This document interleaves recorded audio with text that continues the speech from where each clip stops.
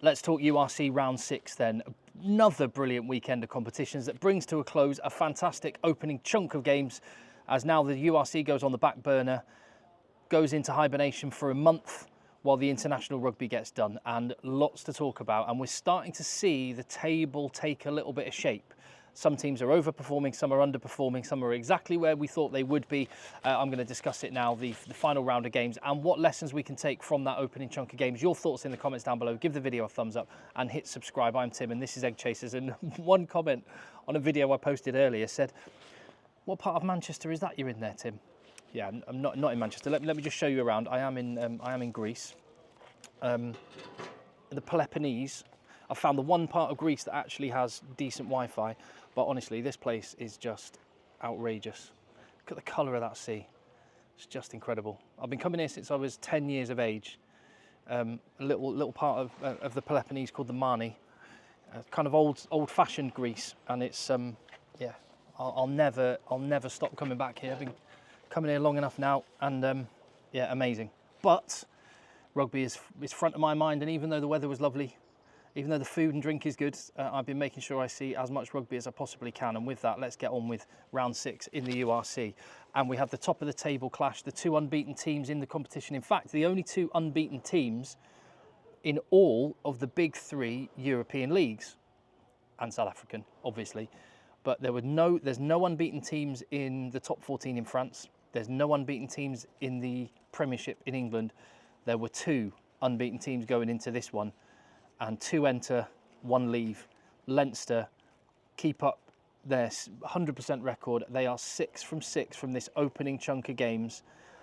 Lions, yeah, they've lost their first game, but even in defeat, they showed what a tough outfit they are, and they are due for a good season if they can keep up the momentum that they've gathered in this opening chunk, because they were the first team to deny Leinster a try bonus point, which sounds like it's a bit patronising, isn't it? Oh, well done, you stopped them from scoring 4 tries. No, that is no mean feat. Away in Dublin, that is a good effort. And Lions are a legit team, but Leinster mean business this year. The pain of the last few years really seems like it's had an impact, and Nianaba's defence is massive. Leinster have conceded only 5 tries in the games so far that they've played. Yeah, really impressive. Sorry, that's 5 tries in the month of November in the last 4 games.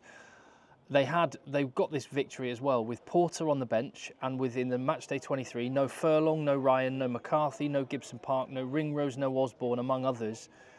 Lots and lots of starting Ireland internationals left out, and they still managed to play very well. Another game for RG Sneijman, who is just rubbing it in with Munster at this point, isn't he? Lions' defence, like I say, for all the credit that I'm giving Leinster's defence, and they were good, Lions are tough. They're a tough team. They're fun to watch as well. And if only they'd had a man sent off and went down to 14 players, then they might have actually won this game. They seem to be better with 14 than 15. Morne van den Berg, exactly the kind of reaction you'd want to see from him after missing out on the South Africa squad. He had a strong game. But Leinster, really good ball in hand. And yeah, Lions, that's usually a strength for them, but it wasn't quite as good as usual. But as I say, they are tough. And 10-6 half-time, I think that was the story. Lions had to put so much effort in that opening 40, 50 minutes to keep Leinster at bay. Eventually, the dam was always going to burst. And yeah, the tries eventually came for Leinster. James Lowe, by the way, his territorial tactical kick-in is so important for Leinster, as it will be for Ireland in these upcoming internationals. Top effort Lions, those are 2 very, very good teams. As are, well, the Sharks. Munster less so, obviously previous champions, and now the Sharks have beaten 2 champions in a row, the current and former champions, 41 points to 24. Actually, it was even more convincing than that scoreline suggested. Munster with a couple of late tries that made it a little bit more, look a little bit more flattering on the scoreboard. And if your glass is half full watching this game, then you just focus on how, pun intended, the Sharks bared their teeth in this one. They were ruthless. If your glass is half empty, you're sort of scratching your head a little bit, looking at Munster, thinking, where are they at? They're a little bit poor. And that old phrase, can't scrum, can't win, came to the fore again. We saw that with Munster last week. The scrum and line-out did not function, and they had no platform to play from and got beaten. They sorted the line-out out a bit in this game, but the scrum was still on roller skates, and they just got blown away at the breakdown. I love that the scrum has that much of an impact on rugby, and it should always be the case. They got blown away at the breakdown. 2 tries in the last 7 minutes made it look respectable, but Sharks equally had 2 tries in those first 5 minutes, and that set the tone. They just blitzed Munster off the park. Fassi, Mapimpi, Williams, Esterhazen, 4 Springboks scoring the tries. Says everything about where Sharks are at. Talked about Leinster having a team stacked full of Ireland internationals. They're actually performing to their potential. If Sharks can get that cohesion and play like a team, then we could be on a collision course for Leinster and Sharks, because on pure personnel, those should be the 2 best teams in the competition. I'll come on to the other contenders, obviously. 1 point Munster have taken out of their South Africa tour. They took a full ball squad as well, but that squad is quite young. So I think we give Munster time. Their fixture's quite tough so far. They'll get better. They've got a little bit of time now to go and lick their wounds and plot a course back to where we know they can be. Sharks, it was one of those games where it's really hard to pick a man of the match, wasn't it? I don't even know who got it actually, but there were lots and lots of contenders. They have to sort out switching off at patches in games. It seems to be the end of games. They just kind of switch off. They gave Glasgow 2 points last week, and no points were given away in this one, but they can't switch off against better teams. That will get punished. So there's still areas that Sharks can improve on, but they are looking decent, and I love Oxenche. Scrummaging, obviously brilliant, but he put in loads of, every time I looked around he was putting in another tackle. He must have been one of the top tacklers in the game. Love that guy. Tyg Byrne had a tough night. Talismanic for Munster, dropped a few balls, but kept on working. He always looks exhausted after 5 minutes and then keeps on going for the next 75.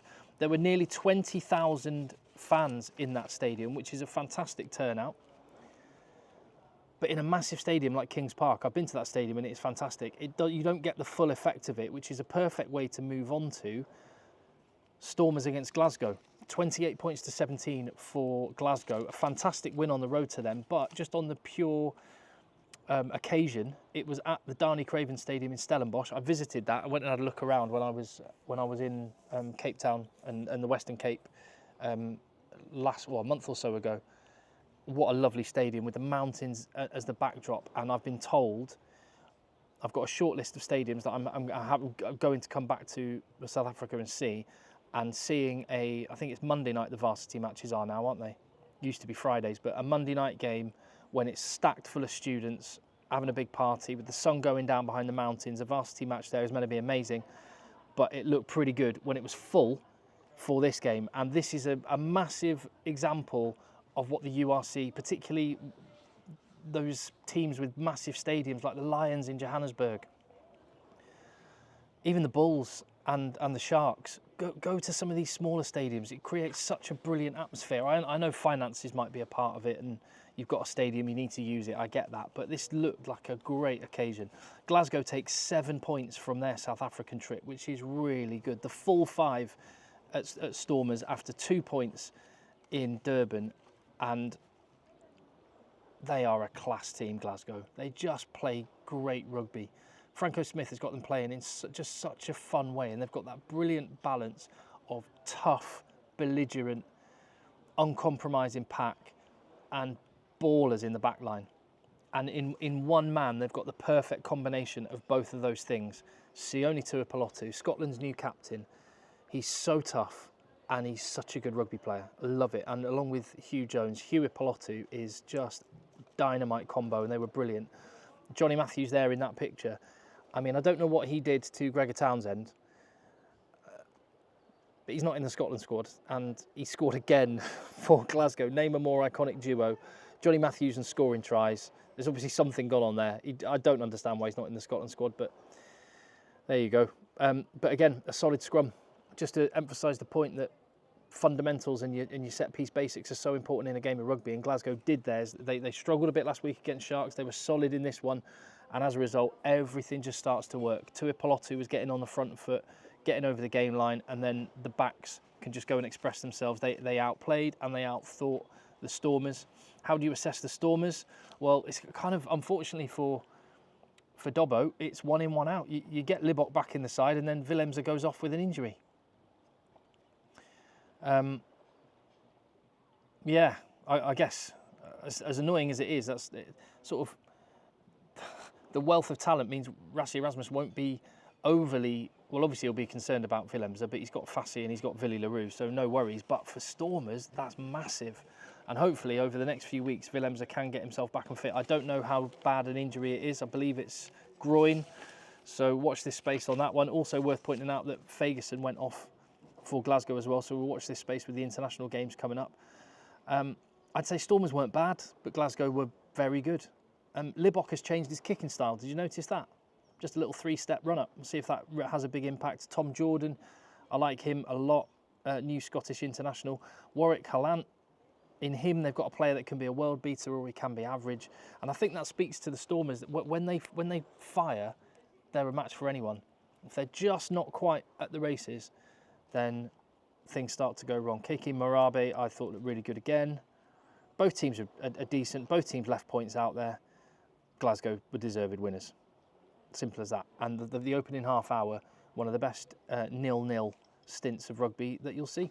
Let's move on to a good win for the Bulls away in Benetton. Not the prettiest game, not the most entertaining match, and Benetton will be absolutely kicking themselves. But this is the kind of win that is championship form.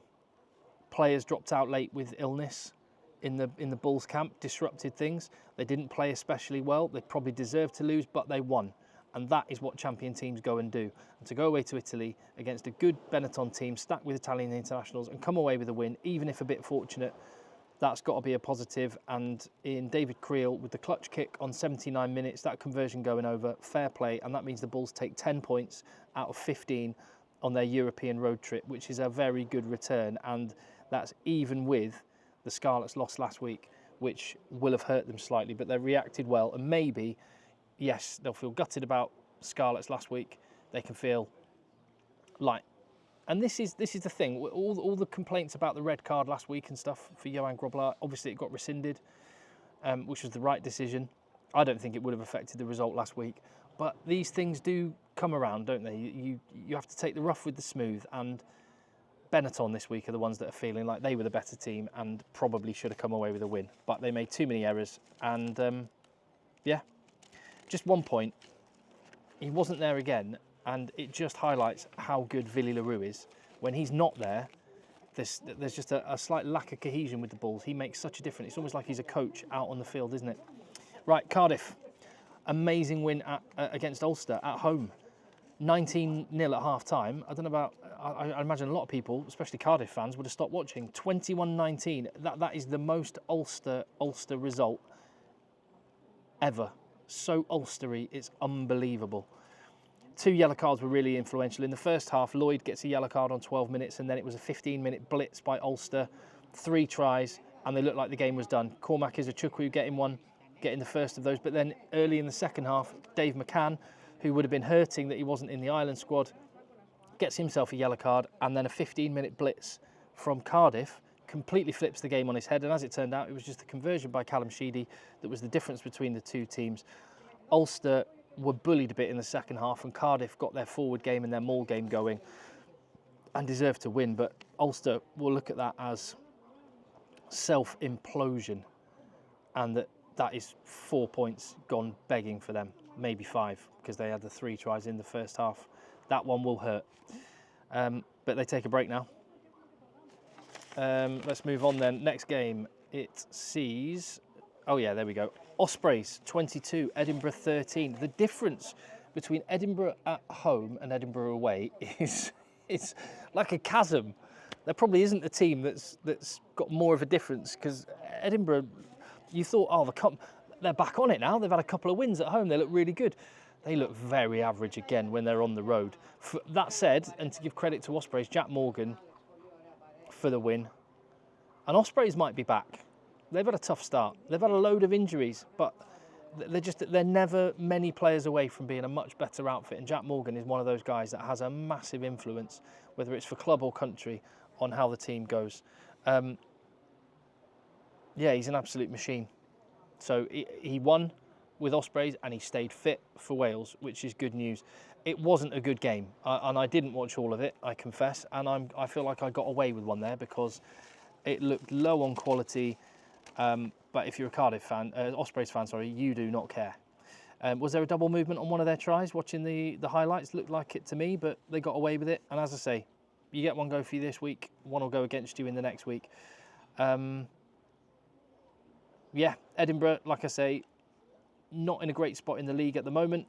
That said, they have played Leinster at home and the Lions and Bulls away. So I think there is some mitigation there, and they will be better than that. They'll need to be a lot better than that. But isn't it good to see Welsh sides actually standing up and doing well? That said, Dragons got it absolutely handed to them by Connacht, a beat down in Galway.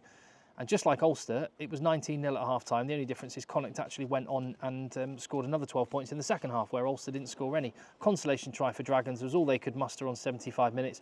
For Connacht, Divine, their scrum half, replacement scrum half, he looks like a bit of a baller in a position that you're kind of going, OK, you've got Craig Casey, but where are the next scrum halves coming from? There's a young lad at Leinster who never seems to get any rugby. I forget his name now. What's his name?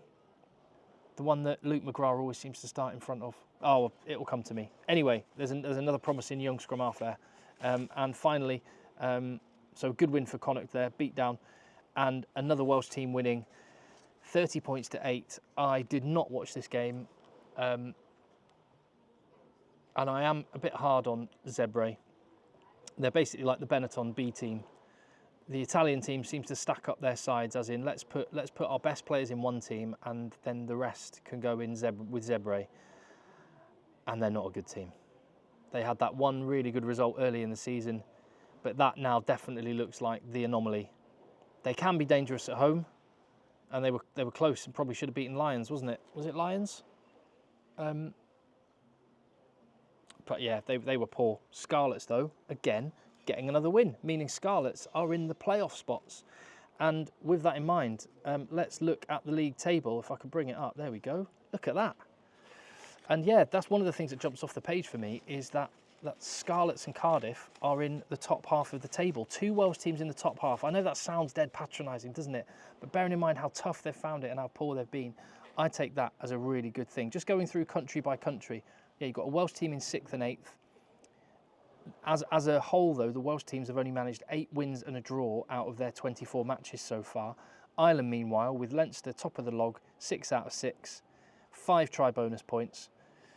Connacht and Ulster in the playoff spots, with Munster 12th at the minute. They will improve, they will get better, but Irish teams have got 14 wins out of 24. The best win ratio at the moment is the South African teams. Bulls are up there in 3rd place, Lions just behind them. Sharks are rising. Stormers are struggling, but they've had some tough games though. The South African team's the highest win percentage so far, 13 wins out of 20 matches that they've had so far. Scotland 50-50 at the minute. Glasgow doing well, Edinburgh not so much, so 6 wins out of 12 between them. Glasgow rightfully in 2nd position and looking very good.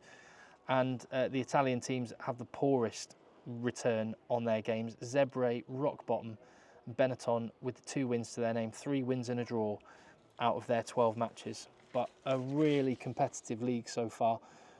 You're starting to see a little bit of shape taking place. Those top 3 teams, I think, are right up there as the best 3 teams. I think Sharks should, if they deliver on their potential, be up there with them. And can Lions hang on and keep this going? Such a strong start for them. And they're in a really, really good place. This competition is ace. And yeah, lots to love. Lots to love. There's some thoughts then. So like I say, this is the weird thing about the way that club rugby and international rugby dovetail with each other. We've now got a month with no URC and no Premiership. And by the time those games come around again, we'll have forgotten who's in what position in the league. We'll have to reacquaint ourselves with it. So it is a bit strange from that perspective. But that said, it's like another little, for a lot of players that aren't playing international rugby, it's like another mini pre-season. So we'll see. Thank you very much for watching. I appreciate it. Leave your thoughts down below. Give the video a thumbs up and hit subscribe. See you on the next one.